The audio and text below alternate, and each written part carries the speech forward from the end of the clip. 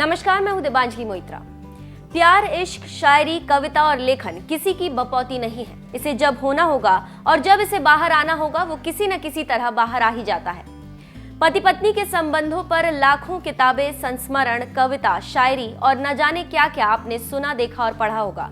आज आपको एक ऐसी ही कहानी से रूबरू कराने जा रहे हैं जिसको खुद ही उस शख्स की शरीके हयात ने दुनिया के सामने रखा है। नाम है देवेंद्र फडणवीस और इनकी शरीके हयात का नाम है अमृता।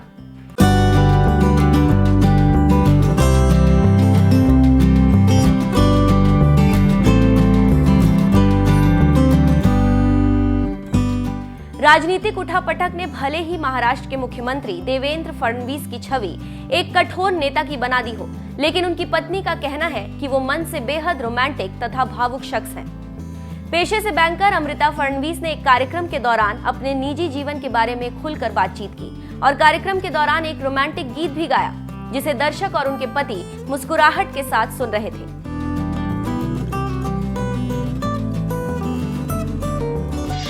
कार्यक्रम के खत्म होने पर जब मीडिया ने सवाल जवाब किया तो अमृता फडणवीस ने कई राज खोले और अमृता ने कहा कि मेरे पति भी मुझे नोटिस नहीं करते हैं कि मैंने क्या पहना है या मेरे बाल कैसे बने हुए हैं या फिर मेरा वजन बढ़ा या घटा है।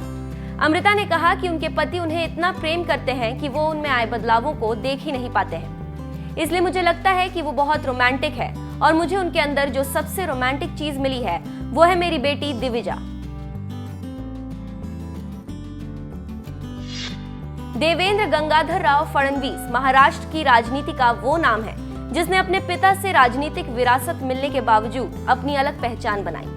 फडणवीस ब्राह्मण परिवार से ताल्लुक रखते हैं और उनके पिता गंगाधर राव राष्ट्रीय स्वयंसेवक संघ और जनसंघ में रहे हैं। फडणवीस के पिता राज्य विधान परिषद के सदस्य भी रहे हैं। देवेंद्र ने लॉ से स्नातक किया है और इसके अलावा बिजनेस मैनेजमेंट की पढ़ाई भी की है।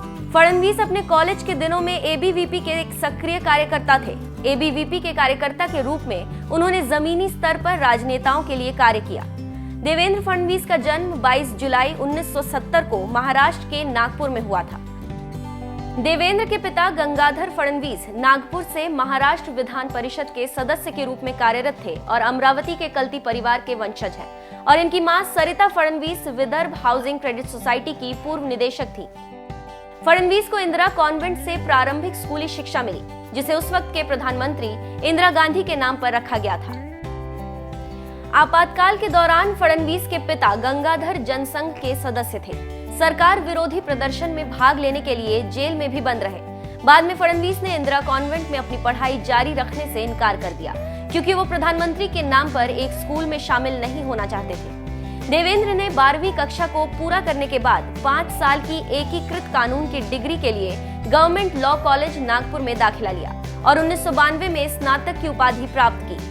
फडणवीस के पास बिजनेस मैनेजमेंट में स्नातकोत्तर की डिग्री भी है। एक कॉलेज के छात्र के रूप में फडणवीस एबीवीपी के एक सक्रिय सदस्य थे। पहली बार रामनगर वार्ड से अपना पहला नगर पालिका चुनाव जीता। 5 साल बाद नागपुर नगर निगम के सबसे कम उम्र के महाप्रबंधक फडणवीस बन गए और भारत के इतिहास में दूसरा सबसे कम उम्र का महापौर बने। 1999 में पहली बार महाराष्ट्र राज्य विधानसभा के लिए चुने गए और देवेंद्र फडणवीस वर्तमान में 2014 के विधानसभा सदस्य के रूप में अपने चौथे कार्यकाल में सेवा कर रहे हैं। फडणवीस पार्टी के केंद्रीय पर्यवेक्षकों, केंद्रीय गृह मंत्री राजनाथ सिंह और पार्टी के राष्ट्रीय महासचिव की उपस्थिति में विधान भवन में एक बैठक में नए बीजेपी विधायकों द्वारा विधायी दल के नेता का चयन किया गया था। जगत प्रकाश नड्डा 31 अक्टूबर 2014 को फडणवीस को बीजेपी से महाराष्ट्र के मुख्यमंत्री के रूप में शपथ दिलाई गई थी और अभी तक सफलता से सरकार चला रहे हैं।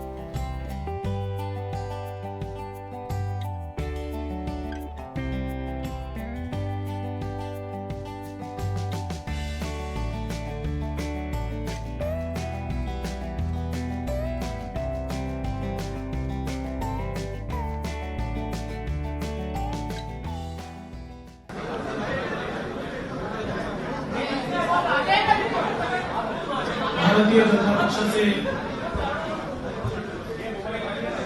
यशस्वी अध्यक्ष श्री अमित शहा आणि आमचे मार्गदर्शक शिवसेना पक्ष प्रमुख आदरणीय उद्धवजी ठाकरे या ठिकाणी मंचावर उपस्थित भारतीय जनता पार्टी आणि शिवसेनेचे सर्व ज्येष्ठ नेते, त्याचप्रमाणे मंचावर जागा कमी असल्यामुळे या ठिकाणी उपस्थित असलेले सर्व ज्येष्ठ नेते मंडळी आणि उपस्थित पत्रकार बंधूंनो, आपल्या सर्वांनाच याची कल्पना आहे की शिवसेना आणि भारतीय जनता पार्टी हे दोन्ही पक्ष 25 वर्ष युतीमध्ये एकमेकांसोबत सातत्याने महाराष्ट्राच्या आणि देशाच्या राजकारणात वावरले आहे. काही मुद्द्यांवर आमच्यामध्ये मतभेद झाले असतील, परंतु सैद्धांतिक दृष्ट्या हे दोन्ही पक्ष हिंदुत्ववादी पक्ष आहेत आणि त्यामुळे आमचा मूळ विचार हा मात्र सारखा राहिलेला आहे. आणि म्हणूनच इतके वर्ष आम्ही एकत्रितपणे महाराष्ट्राच्या आणि देशाच्या राजकारणात सोबत राहिलो. मागच्या विधानसभेच्या निवडणुकीच्या वेळी काही कारणाने आम्ही सोबत राहू शकलो नाही, परंतु त्यानंतर गेली 4.5 वर्ष केंद्रामध्ये आणि राज्यामध्ये आम्ही एकत्रित, केंद्रात एनडीएचं सरकार आणि राज्यामध्ये देखील एनडीएचं युतीचं सरकार हे आम्ही एकत्रितपणे त्या ठिकाणी चालवतो. आणि आज ज्यावेळी देशामध्ये काही लोक एकत्रित येऊन एक संक्रमणाची अवस्था तयार करण्याचा प्रयत्न करतायत आणि विशेषतः राष्ट्रीय विचारांना आव्हान देण्याचा प्रयत्न करतायत, त्यावेळी राष्ट्रीय विचारांचे पक्ष हे एकत्रित आले पाहिजे ही जनभावना देखील होती आणि त्याच जनभावनेचा आदर देखील या दोन पक्षांनी राखलाय. आणि आम्ही पुन्हा या ठिकाणी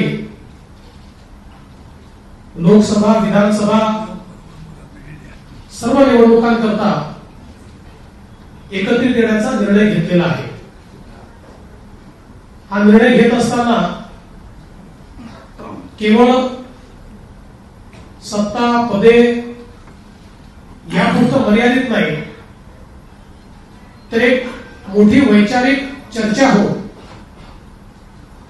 काही मुद्दे शिवसेना पक्षप्रमुख उद्धवजींनी आमच्यासमोर मांडले, त्या मुद्द्यांवर चर्चा होऊन आणि पुढे जाताना कशा प्रकारे सामान्य माणसाचं, शेतकऱ्याचं, गरिबाचं हित आपल्याला राखता येईल याचा व्यापक विचार करून आम्ही ही युती करण्याचा निर्णय घेतलाय. विशेषतः आपल्या सर्वांना माहिती आहे की अयोध्येमध्ये प्रभू श्रीरामाचं मंदिर झालं पाहिजे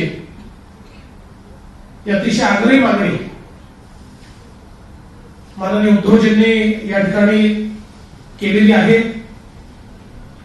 आणि भारतीय जनता पक्षाचं त्याला पूर्ण समर्थन आहे. कारण त्या ठिकाणी राम मंदिर व्हावं आणि ते लवकरात लवकर व्हावं याबद्दल दोन्ही पक्ष हे पूर्णपणे आग्रही आहे.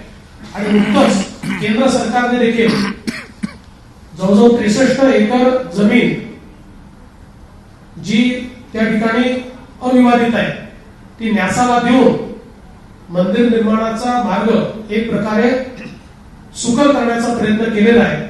आणि त्यातनं हे जे प्रयत्न आहे हे दोन्ही पक्षांचे प्रभू श्रीरामाचं मंदिर हे त्या ठिकाणी लवकरात लवकर व्हावं या संदर्भातले निश्चितपणे आहेत आणि आमच्यातला धागा देखील हा आहे. आणि म्हणून या सगळ्या व्यापक गोष्टींचा विचार करत असताना विशेषत्वाने महाराष्ट्रातले आमचे जे शेतकरी आहेत यांच्या हिताच्या संदर्भातले निर्णय हे झाले पाहिजेत. या संदर्भातला जो काही आग्रह माननीय उद्धवजींनी सातत्याने ठेवला आणि विशेषतः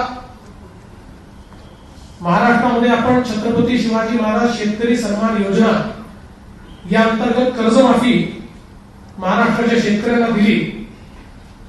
जवळजवळ 50 लाख शेतकऱ्यांना आपण ही कर्जमाफी दिली. तथापि काही शेतकरी हे तांत्रिक कारणामुळे किंवा विविध बाबींमुळे या योजनेपासून वंचित राहिले. काही ठिकाणी बँकांनी पाहिजे त्या प्रमाणात सहकार्य केलं नाही. अशा प्रकारच्या गोष्टी उद्धवजींनी त्या ठिकाणी लक्षात आणून दिल्या आणि म्हणून आम्ही हा निर्णय केला आहे की जे लोक अशा प्रकारे तांत्रिक कारणामुळे सुटले असतील किंवा ज्या ठिकाणी बँकांनी सहकार्य केलं नसेल त्याचा त्वरित आढावा घेऊन त्या संदर्भातले निर्णय घ्यायचे आणि अशा सुटलेल्या सर्व लोकांना या कर्जमाफीचा उचित फायदा मिळाला पाहिजे.